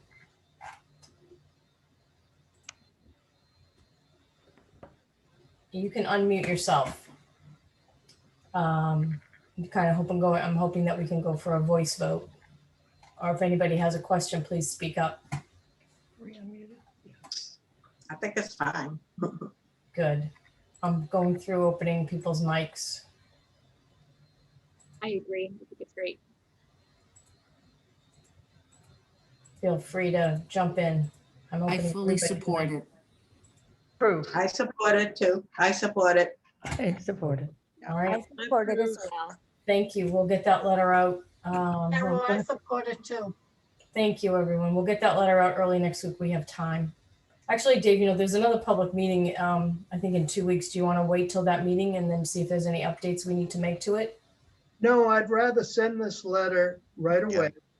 And the letter does say at the end of it that we hope that at the next public hearings on July 27th, the DEP will announce that they've already removed downtown waterfront municipal harbor plan from their proposed regulations. That would be terrific. If we learn more, if there's a need to say more based on whatever we learn between now and the public hearing, we can always send a second letter. Okay. I think I have it in Word, and I can send It's also important to get this letter out to the public right away, so others who may want to comment can be more informed. I will try to get it out tomorrow. If not, I'll get it out over the weekend or Monday. And as soon as I do, I will send it to Paul to put it up on our website. And thank you, by the way. Paul does all of our website updates. Thank you so much. There's a lot of people that contributed to making NEWRA a success, and Paul is definitely one of them too. Well, if no one has anything else, it's 9 o'clock. Okay. Good timing. Thank you, Cheryl. Thank you, Cheryl. Again. All right. You know what? If you haven't voted yet, there's a few people that have not voted on 51 North Margin. Please try to email me your vote tonight so I can get that done in the morning. Cheryl, could you tell us the email again? Sure. It's cdelgreco@comcast.net. I'll put it up in the chat again. It's how you always email me, Mary. Comcast.net. All right. Thank you, everyone. Have a Thank good you. weekend. Thank you. Good night. Bye. Bye. I'll vote again.